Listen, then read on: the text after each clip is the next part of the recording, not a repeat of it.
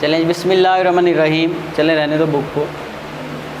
FSc part 1 की जो हमारे पास बेटा फ़िज़िक्स है, इसका हमने चैप्टर नंबर जो 3 है वो पूरा डिस्कस कर लिया है। अब आज हमने इसकी एक्सरसाइज को शुरू किया है। साथ साथ बेटा आपने इसके क्वेश्चंस नोट कर लेने हैं और अच्छे से इनको समझ लेना है। पहला क्वेश्चन तो ये है, कह रहा बताएं कि यूनिफॉर्म वेलोसिटी और वेरिएबल वेलोसिटी में क्या फ़र्क है। ठीक है, यूनिफॉर्म वेलोसिटी ऐसी वेलोसिटी होती है जब वो बॉडी मूव कर रही हो, ना तो उसकी डायरेक्शन चेंज हो, ना उसकी वेलोसिटी का मैग्नीट्यूड चेंज हो।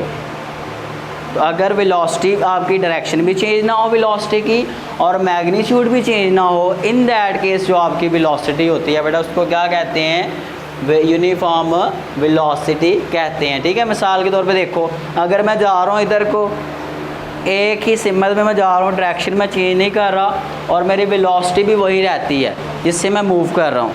भाई 10 मीटर पर सेकंड है, मैं यहाँ था तब भी 10 थी, यहाँ था तब भी 10, वेलोसिटी मेरी सेम है। तो डायरेक्शन चेंज ना हो, वेलोसिटी का मैग्नीट्यूड चेंज ना हो, तो उस वजह से हमारे पास जो वेलोसिटी होती है उसको बेटा यूनिफॉर्म वेलोसिटी कहा जाता है। ठीक है, अब सुफियान तुम इधर आ जाओ, उठ के आगे आ जाओ। दूसरी हमारे पास है वेरिएबल वेलोसिटी। क्या टॉपिक का नाम है? Variable velocity. ये क्या है बेटा?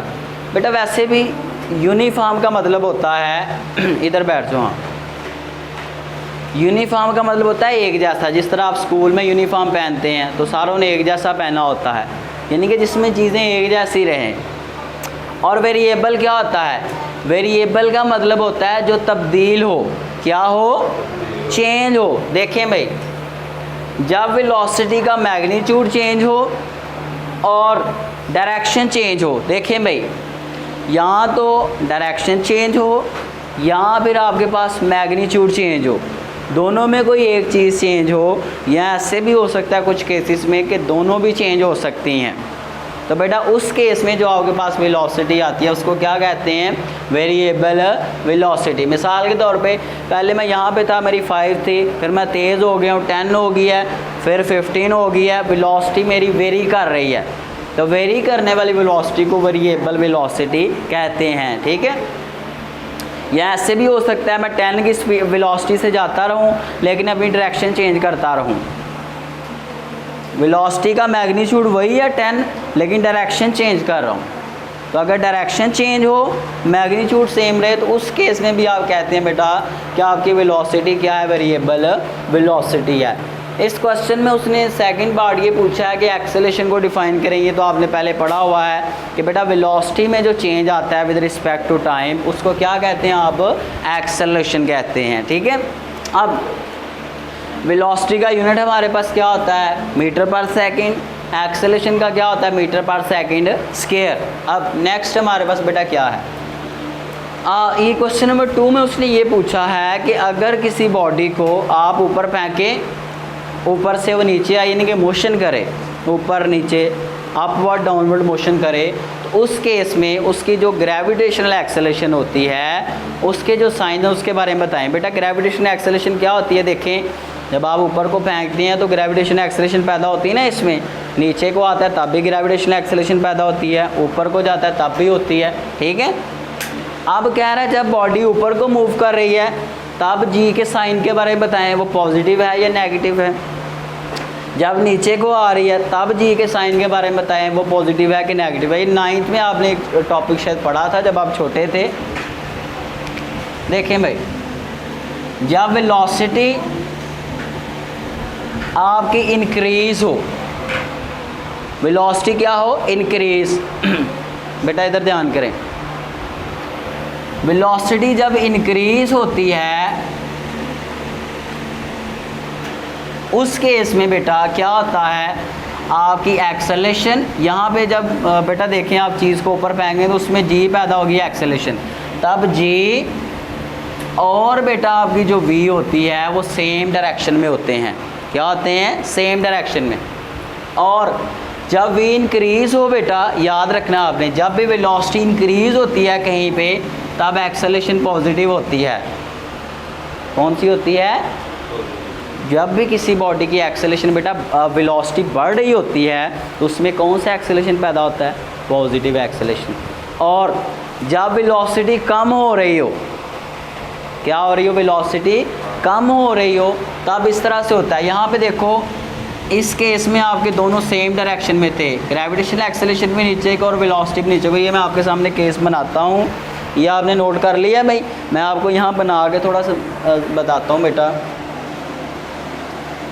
आप स्क्रीन को बेटा रोक के जो बच्चे देख रहे हैं वहाँ से वो नोट कर सकते हैं। देखें भाई, जब आपकी कोई बॉडी ऊपर से नीचे को आती है ज़मीन की तरफ, तो उसकी वेलोसिटी की डायरेक्शन भी नीचे को है और ग्रेविटेशनल एक्सेलरेशन भी नीचे को है, क्योंकि वो नीचे को आ रही है, तो दोनों सेम डायरेक्शन में है। और देखें यहाँ भी ये आपकी बॉडी रेस्ट पे है, ये मैंने पकड़ा हुआ, इसको रेस्ट पे है, छोड़ूंगा तो इसकी वेलोसिटी 0 से ज़्यादा होगी, वेलोसिटी इंक्रीज़ होगी। वेलोसिटी बेटा क्या होगी? इंक्रीज़। इस केस में v आपका इंक्रीज़ होता है। जब वेलोसिटी बढ़ती है बेटा, याद रखें उस केस में जो एक्सेलरेशन पैदा होती है वो पॉजिटिव होती है। तो यहाँ पे एक्सेलरेशन कौन सी पैदा हो रही है? Gravitational acceleration. तो ये इसका मतलब है कि ये बेटा क्या होगी? यहाँ पे पॉजिटिव होगी। क्या होगी? पॉजिटिव। तो सिंपल आप कहेंगे, जब बॉडीज़ डाउनवर्ड मूव करती हैं ऊपर से नीचे की तरफ, तो एक्सेलरेशन कौन सा होता है? Positive gravitational acceleration. क्या होता है? पॉजिटिव एक्सेलरेशन होता है। यानी कि यहाँ पे g की वैल्यू क्या होगी? +10 होगी। वैसे एक्चुअल वैल्यू होती है 9.8 मीटर पर सेकंड स्क्वायर। तो जब चीज़ें ऊपर से नीचे को आती हैं तो उनमें पॉजिटिव एक्सेलरेशन होती है और उसकी ये वैल्यू होती है। बहरहाल अब अगर किसी चीज़ को आप नीचे से ऊपर को फेंकें तो ऐसे भी तो हो सकता है, नीचे से ऊपर फेंकें। अब बॉडी की वेलोसिटी की डायरेक्शन ये है और ग्रेविटेशनल एक्सेलरेशन किधर को है? नीचे को है। जब बेटा दोनों ऑपोजिट डायरेक्शन में हो तो उस केस में क्या होता है? उस केस में बेटा आपका जो एक्सेलरेशन होता है वो नेगेटिव आता है। किस तरह? अब एक और मैं इसका बात बताता हूँ आपको। शुरू में जब आप इसको फेंकेंगे बॉल को तो वो तेज़ होगी, जैसे जैसे बॉल ऊपर को जाती है तो उसकी स्पीड वेलोसिटी कम होती जाती है, टॉप पे जाके वेलोसिटी 0 हो जाती है। तो जब आप बॉडीज़ को नीचे से ऊपर फेंकती हैं उनकी वेलोसिटी कम होती है। तो कम वेलोसिटी जब होती है तब एक्सेलरेशन जो पैदा होता है वो कौन सा होता है? नेगेटिव एक्सेलरेशन होता है। ठीक है, तो यहाँ पे जो एक्सेलरेशन पैदा होगा वो नेगेटिव g होगा। कितना होगा? Negative g। और उसकी वैल्यू कितनी होगी? -9.8 मीटर पर सेकंड स्क्वायर। ठीक है, तो बेटा दो बातें मैंने बताई हैं, इधर सुन लें कि जब डाउनवर्ड मोशन होता है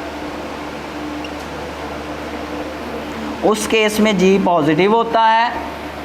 जब अपवर्ड मोशन होता है, कोई किसी भी चीज़ को ऊपर फेंका जाता है, तो उस केस में g क्या होता है बेटा? नेगेटिव होता है। क्या होता है? नेगेटिव। इसी बात को मैंने एलैबोरेट किया है और यही सारी बात यहाँ पे बेटा लिखी गई है। ठीक है जी, तो आई होप आपको समझ आ गई होगी। और कोई मसला है बेटा आप पूछ सकते हैं। अपना ख्याल रखें, खुश रहें जी। अल्लाह हाफिज़।